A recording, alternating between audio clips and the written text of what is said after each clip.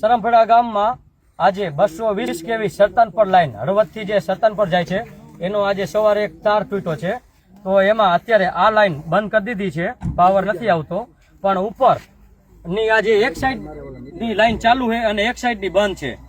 તો હવે આ તાર પડવાથી ખેડૂતોને કરોડોની નુકસાની થઈ છે. કારણ કે એ પણ આપણે બતાવું, અહીંયા જે મોટરું ચાલુ હતી જે ખેડૂતોને પાવર, એમાં જે બીજી ખેત લાઈન હોય ને, ખેત વીજ લાઈન, એમાં પડવાથી લઈ હોય તો 50 મોટરું આજુબાજુમાં ડિસ્ટર્બ થઈ એવું ખેડૂતોનું કેવું છે. અત્યારે જીબીના સાહેબો હાજર છે તો એ ચેકિંગ કરી રહ્યા છે.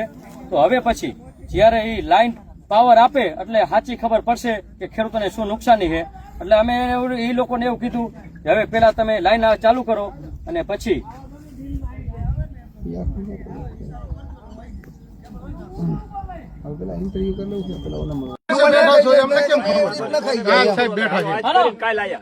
હાલો અત્યારે રજૂઆત કરી કેટલી કલાકમાં નિરાકરણ લાવશું? રાજુભાઈ, હવે આપણે જે માંગી ચોખી કીધી, બીજી કઈ વાત જ જો નહીં. પહેલી વાત આ જે ખેડૂતને નુકસાની થઈ છે એના પૈસા જ્યાં સુધી નહીં મળે ત્યાં સુધી આ કંડક્ટર હટાવવાનો થતો નથી. તમારે પછી બીજી વાત હવે બીજી તમે સાંભળી લ્યો, અને કોઈ કારણોસર શોર્ટ સર્કિટ થઈ અને કાંઈ પણ કોઈને જાનહાની થઈ તો કમ્પ્લેટ જવાબદારી જેટકો કંપનીની રહેશે. નકર બંધ કરી દો લાઈટ. લાઈટ તમારે બંધ કરવી, બરોબર? ત્યાં સુધી આ કંડક્ટર હટાવવાની કોઈ વાત થવાની નથી અને હટાવવા દેવાનો પણ નથી, બરોબર? આ વાત પછી તમારે જે કરવું હોય પેલા નુકસાની ખેડૂતની, પછી બીજી વાત. હું નુકસાનીની વાત કરવા માટે આવ્યો છું, બરોબર? હવે આ નુકસાની તમારી અત્યારે જે કઈ થઈ છે, તો એ લાઈટ ચાલુ થાય એટલે આપણને ખબર પડશે ને, એટલે નુકસાની ચાલુ થઈ જશે. અત્યારે પ્રોસેસ ચાલુ પ્રશ્ન નથી, બરોબર? તો તમને કમ્પેન્સેશન તમને મળશે એની વાત કરવા માટે, બરોબર? પછી તો કામ ચાલુ થશે ને. પછી પણ અમે પ્રોસેસ ચાલુ કરી દઈશું. જો તમે કામ નોટ 13 વર્ષે પ્રોસેસ પૂરી નથી થઈ સાહેબ, 13 વર્ષે પ્રોસેસ પૂરી નથી થઈ. વાંધો અહીંયા બીજું તમને કહો, આની અંદર તમે તાર હાંધવા ટ્રેક્ટર લઈને જશો ને, એની નુકસાની મળશે. ના ના અમારે જોતી નથી, અમારે નુકસાન જ નથી કરવું. પૈસા આપ્યા, અમારે નુકસાન હેલિકોપ્ટર પૈસા આપ્યા. આઈનો પાડી શકે નહીં. અમે તો ના જ પાડી. મને નથી ખબર એટલે હું તમને ન કહીશ. અમને તારના પૈસા 1 રૂપિયો મળ્યો નથી. આ તાર અમે રિપેરિંગ કરવાના લાઈનના પૈસા નો મને ત્યાં લગી કરવા દેતા નહીં. અમને પછી કોઈ તમને આછા નહીં દેશે ને. આછા નહીં દેશે ને. ચોપડા જોશે ત્યાં પેલા વાડીની બાકી તમે જવાબ ન દે. સેમ્પલ ઉદાહરણ પીજીવીસીએલ હોય કે જેટકો હોય, તમે આવો આપણી સમસ્યા આપણા છોકરાથી હલ ન થાય, પેટી વહી જાય કોઈ હલ ન થાય. જેટકોમાં જ આવે છે, જેટકો જ કરશે, બરોબર? એ તો જેટકો જ કરે. અને અમે જ આવશું, અમે જ કરશું. અરે ભાઈ, ખેડૂતોનો ખુશી ભર્યો હોય ને પહેલા તો હાંજ લગી તો અરજી દી હોય ને, 15 દી નથી આવતા, મગફળી ઉકાઈ જાય. તો તમે આજ બોલો, તમારું કામ એટલે આજે તમારું કામ તમે અત્યારે તમે હલવા આવો ને, તમે જેટકો વાળાને હું કહું છું, આ આગળ કેટલા પક્ષીઓ મરે તમને નથી ખબર હજી. અમને ખબર છે. નીચેથી માણસ નીકળી નથી શકતો ભેજવાળા વાતાવરણમાં. એટલે આ ખેતર અમારે વેચી દેવાનું. જેનામાં આવતું એનામાં આ વાડીનું ટીસી બદલાવા કાકા 50 વર્ષ કીવા હે, બદલી દીધું નથી. હવે બીજું ખેડૂત નો જોવે કેનામાં આવે, ખેડૂત આપણે તમે અમારી વળતરની પ્રોસેસ અમે ચાલુ કરી દઈશું.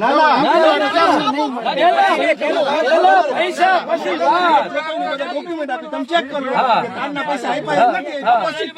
અને એ ધારનું એ 4 ગણું હોય, નકર નહીં 400%. ભાઈ 30% દે તો નહીં. મને મળજો, તમારું છે ને તમે નક્કી કરી લેજો. આ અમારા ભાઈની સહમતિ વિના એના નામે ખેતર 58 વીઘા, બરોબર? આ તારનું 400 ગણું વળતર પેલા ખાતામાં નાખી અને પછી એન્ટ્રી કરવાની, ત્યાં સુધી નહીં. એ 400 ગણું 30% નહીં. ખેડૂતની જે માંગ એ માંગ. નકર તમ તારે તાર ભલે પડ્યા, લાઈન ચાલુ રાખવી રાખો, બંધ રાખવી રાખો, ચાલુ રાખો, શોર્ટ થાય એટલે સંપૂર્ણ જવાબદારી જેટકોની છે. તારના પૈસા આપ્યા હોય તો તમે રિપેરિંગ કરો. એમાં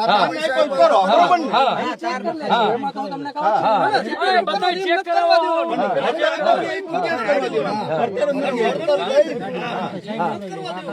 વળતર આપ્યું હોય તો આપણને આપ્યું જ નથી. અત્યારે છે ભેગા, અત્યારે કાકાનું જોવો ભેગા થી જવું. તમારું ઓફિસ આપો, આપણે જોવડાવો, અત્યારે બધા હા, પછી વાળી તમે કારણ કે જોવું હે ને એમ નથી આ 13 વર્ષ પહેલાનું હે. સાહેબ આ કાકા એમ જ કે બચારાને ગમે તેમ કે છોકરા જોવા જશે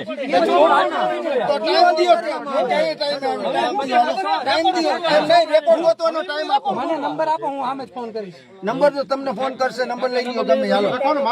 પછી આવો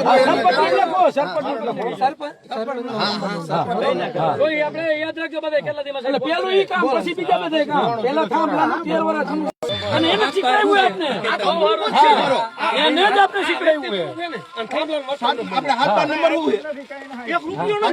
હા, પણ ઈ proof લેતા આવે ને આ કોઈ તો લખી લો તમે. આપે મને વોટ્સએપમાં મોકલી દો ને, ગમે તમારે હાથદારનો નંબર આપીને મોકલો. હાલો આ સરમફળા ગામ જે 220 કેવીની લાઈન એનો તાર તૂટેલો છે આપ જોઈ શકો છો.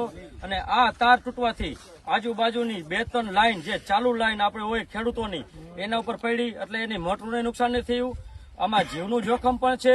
હવે આ લાઈનમાં વળતર પણ બાકી છે એવું અહીંના ખેડૂતો જણાવી રહ્યા છે. તો આપ જોઈ શકો છો. હવે આપણે સરકારને તંત્રને વિનંતી કરી કે આવી લાઈનો જે જીવના જોખમ વાળી અમારે આ લાઈનો હવે જોતી નથી. તમે અમારા ખેતરનું કદાચ વળતર 2 કરોડ થતું હોય અને 10 કરોડ રૂપિયા આપો તો પણ અમારે આવ્યા જીવના જોખમે લાઈનો જોતી નથી. એવી બધે ખેડૂતો વતી અમે તંત્રને પ્રાર્થના કરીએ છીએ. આમાં તમે જોઈ શકો છો એક બાજુનો તાર તૂટ્યો તો જે 3 લાઈન 6 તાર છે આમાં તો હજી એક બાજુનો તાર ચાલુ છે એ પણ બંધ લેવાની તસદી આ તંત્ર લેતું નથી. તો આમાં હવે અમે સરકારને એક જ વિનંતી કરી છે કે અમારે કોઈ પણ પ્રકારની લાઈન જોતી નથી. તો હવે ગમે ત્યારે કોઈ પણ લાઈનનું સર્વે ન કરે અને આ જૂની લાઈન જ્યારે પૂરી થાય ત્યારે કાઢી જવા વિનંતી. જય જવાન જય કિસાન. આજે સવારે તમે કામ કરતા હતા તો શું ઘટના બની? સવારે કામ કરતા હતા મેં તો તાર પડી ગઈ એમાં શોટ લાગ્યો મને. શોટ લાગ્યો એટલે કેવી રીતે પડ્યો? શું કાંઈ તમે શું કરતા હતા? અહીંયા કામ કરતા હતા. બીજા કેટલા તમે તમારી સાથે કામ કરવાના હતા? ત્યાં હતા 40-50 જેવા. તો એ બધા ક્યાં વયા ગયા? એ ભાગી જાય. ભાગી ગયા? હા. ડટા બટા બધા ઉડાડી મેલ્યા. આ 20 તાર પડવાથી 220 કેવી છે ફક્ત, તો પણ આવી અસર થઈ. તમે જોઈ શકો છો બધું ઓગાળી નાખ્યું. કોઈ વાંધો નહીં. આમાં તો હજી આજે ખેત મજૂર કામ કરતા હતા પણ મોટી જાનહાની બચી છે આજે સદનસીબે. બાકી આ